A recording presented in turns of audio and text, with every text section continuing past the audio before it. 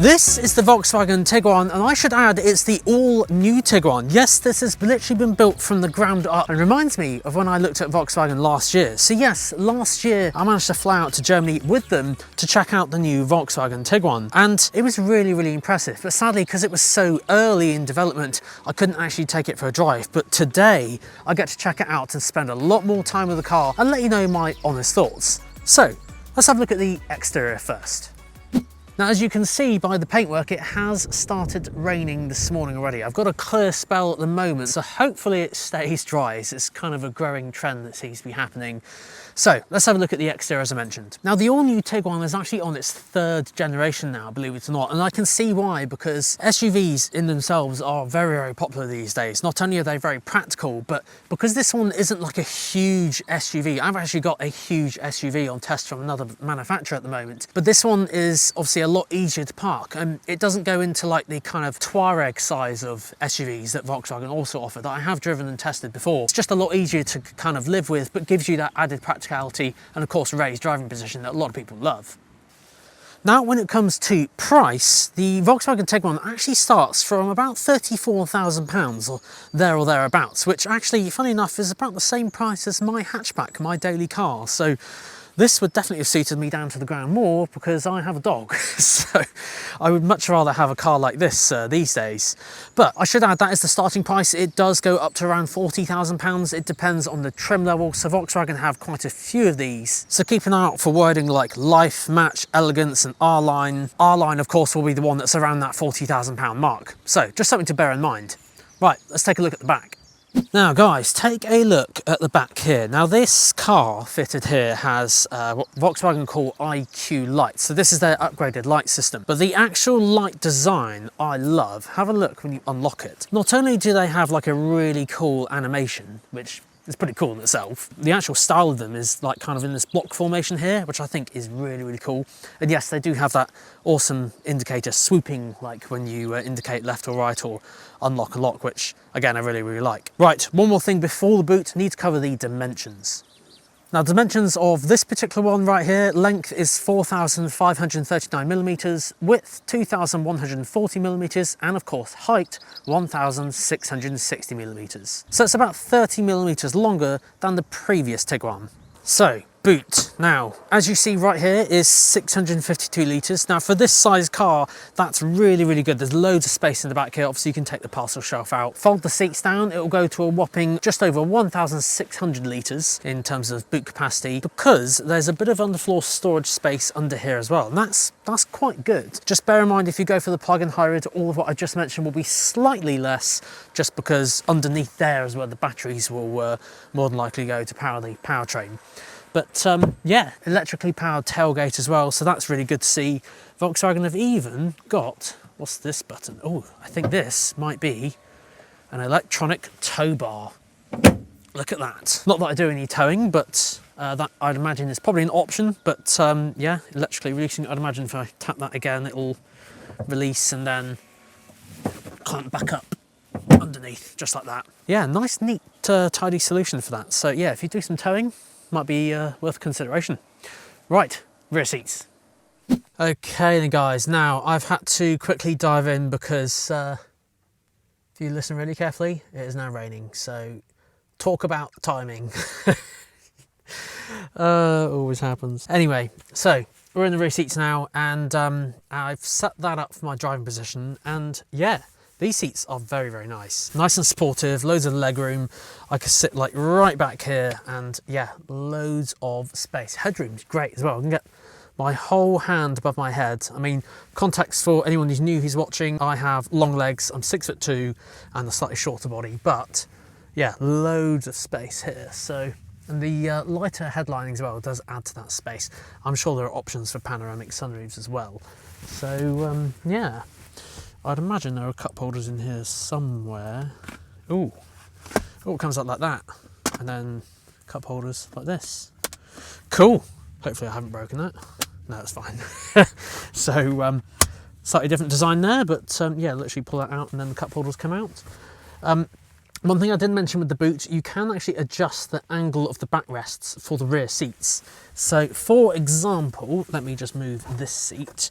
That's kind of as far forward as it goes, which obviously is quite silly, but it's quite useful if you need to have just a bit more space in the back. I mean, the boot is really, really practical as it is, but you could do like a, I don't know, like a halfway measurement, just in case you need to get something really awkward, an appliance or something like that you've bought from the shop and you can't get it and you don't want to pay for delivery, that sort of thing. So yeah, it's nice to see that it's quite practical, and they do lean back quite a long way actually. So I'd personally have them forward just a little bit if I was sat in the back, but other than that, really, really good. In fact, there is an extra thing just on the window here engraved. I've noticed there's a tiger literally on the back left window and what looks like to be an iguana on the right hand side.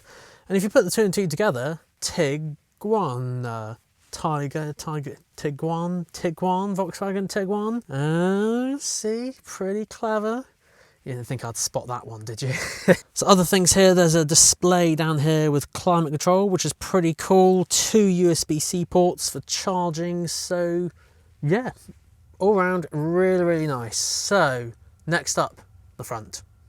So guys, up front, we have 2 awesome screens here. We have this massive one here. Don't worry, if it looks quite overwhelming, it's actually really, really easy to use. Completely different to Volkswagen software they've had over the past few years. Completely redesigned. And I have covered this a few times on a few Volkswagen reviews, and I can say it's pretty good. So yeah, that is really good. And having a large screen, of course, is really good to see sat-nav, saves you having to squint and see where you are and things like that. Then there's a digital instrument cluster in here as well, which is really good to see. And speaking of, over on this side of the car, steering wheel, very nice premium leather materials there. And there are buttons on the steering wheel. So no, they're not touch buttons, they are actual buttons. So yeah, brilliant and well done Volkswagen to see, because I have seen from Euro NCAP, they are starting to implement some tests with almost kind of like ergonomics and tests and things to see like how many menus you have to go through to things to do the simplest of things like changing climate control or adjusting things on the steering wheel. So they are going to be testing that and testing manufacturers going forward. But Volkswagen do have buttons on their steering wheel, which is really, really good. Now, if you are not familiar with newer Volkswagens, they have moved the gear stick up here. So this allows you to obviously put it in drive, looks like a sport mode there, and reverse, and of course you've got indicators and wipers over there on the left. Down here there is this big circular button, and it does a variety of different things. Now currently it's set to do the volume at the moment, but yeah, you can press it in, you can spin it round and control different atmospheres and all sorts of things. Now you can actually configure this button to do a variety of different things. You can spin it around left and right, you can press it in, there's all sorts of things you can do. So I might make a video about that in the future, certainly if you've bought a Volkswagen and want to know how it works. But for now it is literally just set to volume. Also down here is the start stop button as well, so again that's nice and easy to find just down there. Now in terms of the other things, we have a little bit of storage in here, and do you know what I really, really like and I read about this? In this area here there's 2 USB-C ports and this kind of adapter just there, but there's also 2 wireless phone chargers. Now there's only other one car that I reviewed out there that actually has 2 wireless chargers, so if your phone's compatible it can go on there, which is pretty good. Nice big storage in here, and it continues down there as well, 12-volt socket in there as well. So yeah, all round there's plenty of storage. Door bins are nice and big as well. So what about everything else? So things like climate control and multimedia system. Well, climate control is all touch, so there are no physical buttons for it, so that's one thing to consider.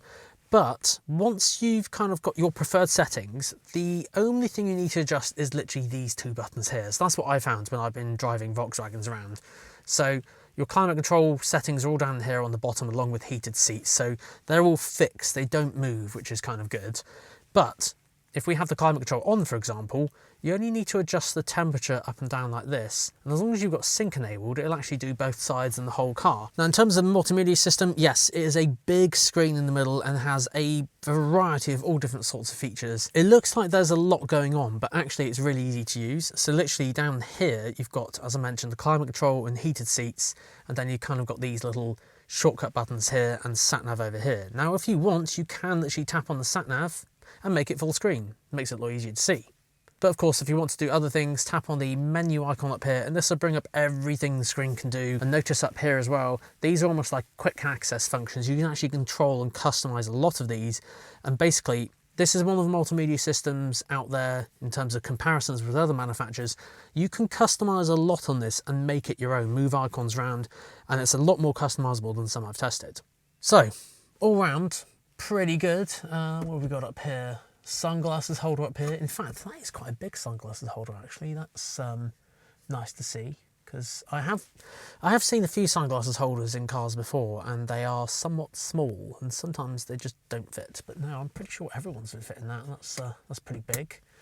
Let's see, got storage down here as well. Yeah, oh, mini little storage there, and of course, got a box down there as well. Cool. Well, you know what's next? Test drive. Okay, guys, right. Let's get out on the open road and test this car out. Now, I don't know this area very well at all, so I programmed in the sat-nav to take me back here. I've muted it. And we just get past these very, very small country roads. I hope there's not another car that comes the other way. And yeah, we'll see what it's like. Ah, that didn't take long. Let's open it up. Well, certainly smooth, I'll give you that. Because obviously these are like country roads, and well, you can see literally here, look how bumpy they are. But yeah, it's gliding across them. Well, as mentioned, I know SUVs are very, very popular for lots of people just due to their practicality. I mean, I'm even eyeing up SUVs, as I mentioned, because I have a dog at home and I currently have a hatchback, and it's amazing what cars we buy depending on, you know, kids, families, pets as well. So there are all types of things that we have to upgrade our cars for. The Tiguan, of course, just being an SUV that's not too big, without going to Touareg size or, you know, those kind of bigger SUVs, it's just a lot more practical, and I think a lot more suitable for the everyday kind of person. But yeah, this is an awesome drive. It's really luxurious. The seats are comfy, ride position's lovely. Yes, a lot of cars now have these. So these are new cars. They have these almost like speed warnings. So basically, depending on the equipment in the car, they will scan traffic signs and show it to you in the car, which is pretty cool.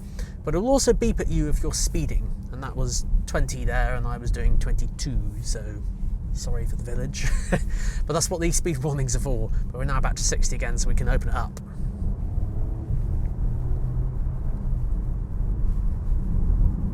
I knew when I went to go see it last year, I was like, I reckon Volkswagen will sell quite a few of these, because they're housed with so much tech on the inside, but then also at the same time having all that practicality. And everything's all premium as well. It's a really, really nice place to be. And of course, you've got on some cars all the ambient lighting dotted about the place. All this is lit up in blue, look. It's really cool. Now, Volkswagen actually have quite a few different types of engines, which I think is really good, because there are a few manufacturers that have like 2 or 3, but Volkswagen have quite a few. So on the petrol front, they have 1.5 litre, 130 PS and 150 PS. However, if you wanted to go for a diesel, they also have a 2 litre diesel as well. This one, 150 PS, just in case you wanted a bit more economy. Now, Volkswagen also have their 4-wheel drive technology as well, so you can also get that on 204 PS and 265 PS version as well. Now, new to the Tiguan as well, they also have a plug-in hybrid. And this, on paper, this plug-in hybrid sounds pretty amazing. So number one, although I should add it's not actually out yet, but that's what I said on paper, but for number one, it can do about 60 to 70 miles on a single charge. So it's almost like having an electric car and an internal combustion engine car as well at the same time. You can run on electric and do all your shorter journeys, but if you need to go further, for example, like I've done a longer journey today to get here, it'll just switch over to the engine and you don't have to do anything, it'll just do it for you. So maybe if you guys want to see me cover some more topics on the plug-in hybrid, let me know in the comment section down below. So final thoughts on the Volkswagen Tiguan. Well, first of all, I'm away from the bumpy roads now and out on a normal road, what I would describe. But yeah, really, really impressed with it. It's certainly got enough power, and as I said, there's the practicality on the back, on the rear seats and the boot. Really, really good. And there's loads of like space here as well. I don't feel cramped up against the steering wheel at all, and I haven't moved my seat from when I tested it in the back. So, because I obviously set up my driving position, and yeah, it's just nice and airy. This compartment here, the center console, is like right down low, and I said the lighter headlining as well does help with aiding that kind of spacious feel. So be curious to see what it looks like with the sunroof as well. But yeah, guys, let me know your thoughts in the comments section down below. Obviously, I'd like to give out a huge shout out to Volkswagen for organising this event today, because it would have been very tricky to do it without them. But yeah, thank you so much for watching. Make sure you hit that like button, hit that subscribe button, and I will see you all next time.